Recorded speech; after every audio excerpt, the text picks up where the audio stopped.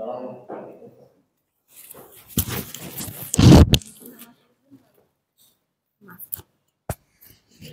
bantu atau? Ini aja cukup ya.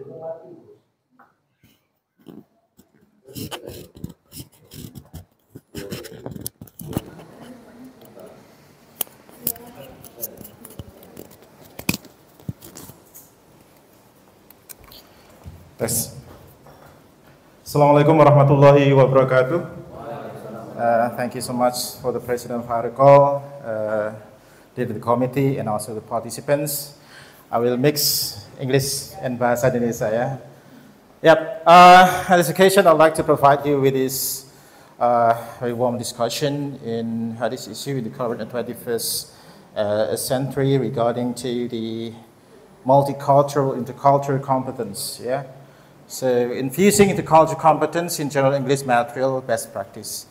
Jadi judul ini latar belakangnya adalah dari pengalaman saya secara pribadi belajar tentang intercultural ternyata sangat penting sekali, terutama latar belakang di dunia pendidikan. Karena kampus saya itu adalah kampus dengan latar belakang mahasiswa yang begitu beragam. Tidak hanya dari Pulau Jawa, akan tapi ada yang dari luar Pulau Jawa seperti Sumatera, ada yang dari Bali, Kalimantan, Sulawesi, dan bahkan dari ujung timur Indonesia yaitu Papua. Nah, kenapa saya berinisiatif untuk memberikan atau menginfuse yaitu materi intercultural competence di dalam materi general English. Slide berikutnya. Okay, so the big questions. What is the intercultural competence? DERDOF pada tahun 2023 menyatakan bahwasannya intercultural competence itu merupakan sudut pandang bagaimana kita menganggap, bagaimana kita mengapresiasi perbedaan budaya. Cultural barriers. Jadi perbedaan budaya, bagaimana kita melihat itu sebagai suatu keragaman, bukan sebagai sesuatu hal yang dinilai negatif, negative judgment, seperti halnya race, ras, religion, agama, dan kemudian skin, warna kulit, apalagi tribes, suku even languages, bahkan bahasa, karena kita di sana itu banyak sekali keragaman bahasa dan budaya yang dibawa oleh setiap atau masing-masing mahasiswa itu. Dan ada contoh kasus kecil kalau kita bisa lihat sebelum berpindah ke slide berikutnya. Ada satu mahasiswa dari Pulau Jawa dan kemudian satu mahasiswa lain ada dari Pulau Sulawesi. Karena tidak pernah atau hampir jarang dengerin orang bernada keras, dia beranggapan bahwasannya itu adalah ujaran yang begitu sangat kasar dan itu sangat impolite, apalagi kita sebagai orang yang mungkin orang Jawa di sini, Mataraman atau Jogja menganggap suara yang begitu tinggi adalah suara yang sangat tidak sopan.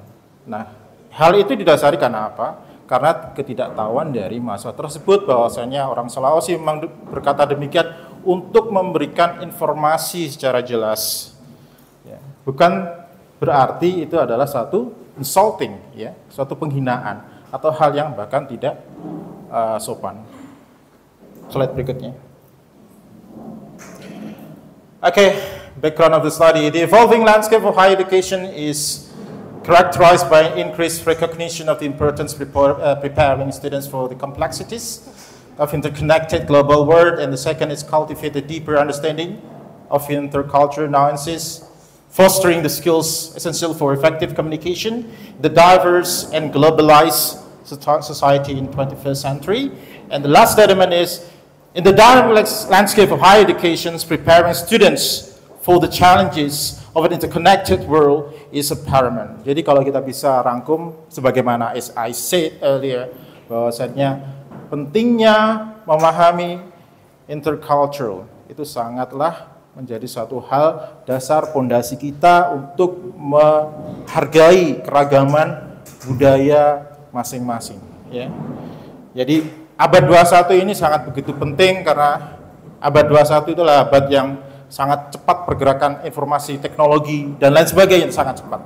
Maka untuk bisa memfilter salah satunya adalah melalui kompetensi antar budaya tersebut. Slide berikutnya. Okay, so the aims I pinpointed here to see the cultural sensitivity and awareness necessary for effective communication in globalized society in Indonesia higher education setting. Jadi saya ingin melihat atau menginfuse intercultural competence ini untuk melihat bagaimana nanti keefektifan komunikasi. Komunikasi itu tidak hanya bahasa-bahasa verbal, tetapi bahasa-bahasa yang secara gestur juga itu merupakan bagian daripada komunikasi. Ya, itu hal yang penting untuk disimbolisasikan di pendidikan, khususnya di materi bahasa Inggris, General English di sini ya. Yep. Silakan untuk di slide berikutnya.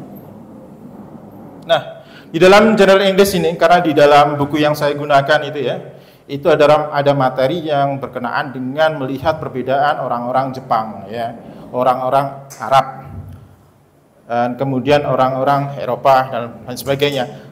Saya mengambil contoh sampel, ada kasus atau ada materi di situ yang berkenaan dengan orang kalau memasukkan tangan ke saku, itu merupakan bagi sebagian kita mungkin hal yang sopan ya, ada yang menganggap itu hal yang sopan, tetapi ada yang menganggap itu hal yang sangat tidak sopan ketika berbicara dengan lawan bicaranya dan kemudian dia memasukkan tangannya ke saku celana. Itu salah satu contoh yang kemudian kita kritisi, itu kita visualisasikan di dalam materi pembelajaran General English tersebut. Seperti itu.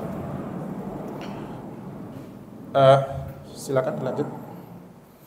Okay, the next slide is educators are encouraged to move beyond traditional teaching methods, incorporating interactive activities that stimulate real-world intercultural scenarios, role-playing exercises, cross-cultural dialogues, and collaborative project provide students with practical experiences that mirror the challenges in globalized workforce. Jadi kita melakukan aktivitas-aktivitas di dalam pembelajaran itu, beberapa di antaranya kita bisa melaksanakan namanya role play, kemudian melakukan namanya simulasi, kita nonton video dan kita kemudian mengkritisi video tersebut, apa-apa yang menjadi gap, dan kemudian bagaimana kita how to bridge the gap, bagaimana kita menjembatani gap yang ada di dalam video tersebut. Itu beberapa contoh atau kasus yang kita lakukan pengajaran di dalam materi General English. Slide berikutnya. Jadi saya incorporated the three facets of General English, okay, infusing IC, intercultural competence. Jadi saya memasukkan intercultural competence di dalam materi General English. Saya memberikan scaffolding proses dulu. Bagaimana mahasiswa belajar, bagaimana mahasiswa merespon, bagaimana nanti mahasiswa mengevaluasi. Jadi saya memberikan teaching and learning scaffolding task ya, di situ. Dan kemudian next, creating task prompting question. Dan saya juga mengincorporate yakni prompting questions, pertanyaan untuk menstimulasi mahasiswa untuk bisa merespon keadaan real yang ada di dalam certain or particular circumstances di lingkungan-lingkungan tertentu, dan mereka harus secara aktif bergerak untuk merespon pertanyaan-pertanyaan tersebut. Dan kemudian creating assessment and evaluation. Sebagaimana tadi yang saya utarakan, saya memberikan penilaian diantaranya melalui formative and summative assessment yang nanti mungkin ada penjelasan lebih lanjut. Silakan slide berikutnya. Okay, we go to pedagogical implementations. Effective pedagogical strategies are crucial for successfully integrating intercultural competence in the General English subjects.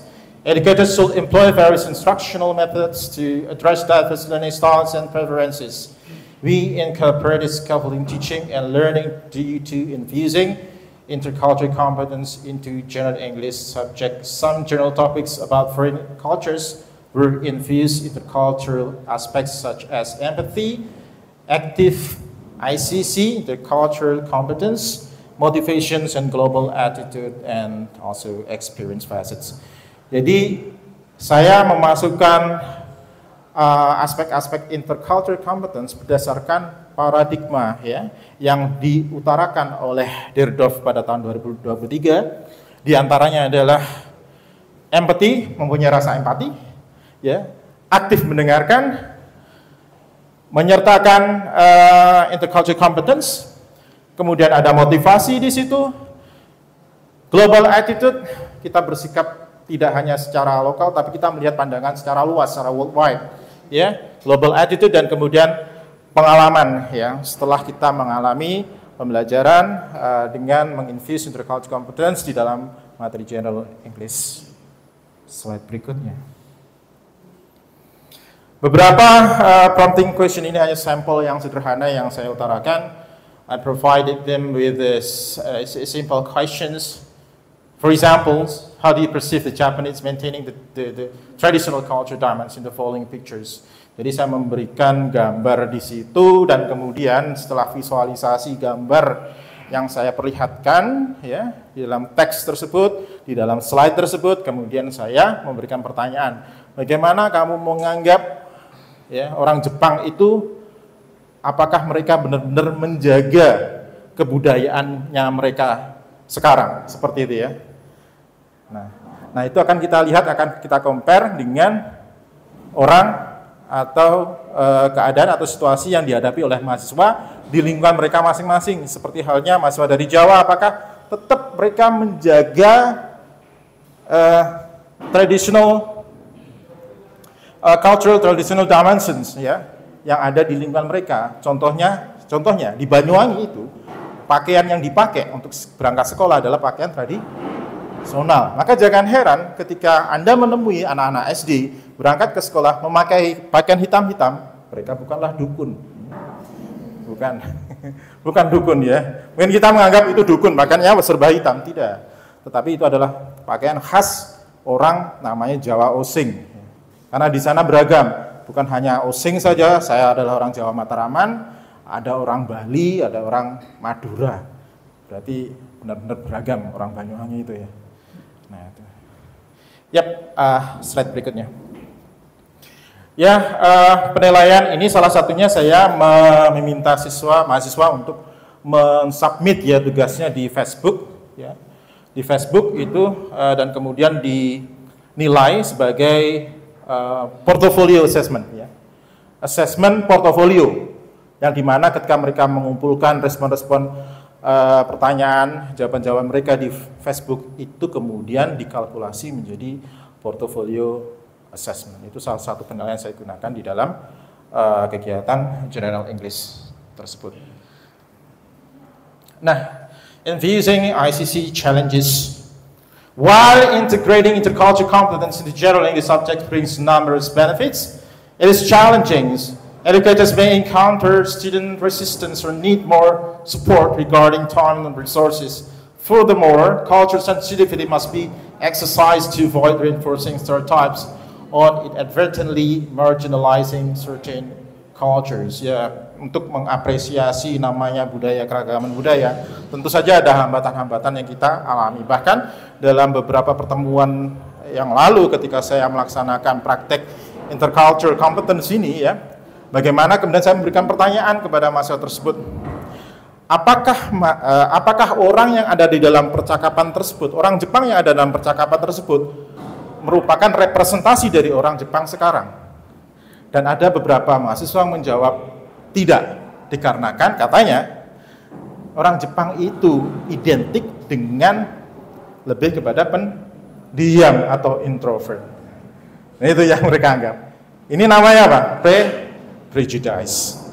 Ya, anggapan yang ini yang harus dibuktikan dulu ya. Itu ada yang seperti itu. Yap. Yeah, in conclusion, the last part.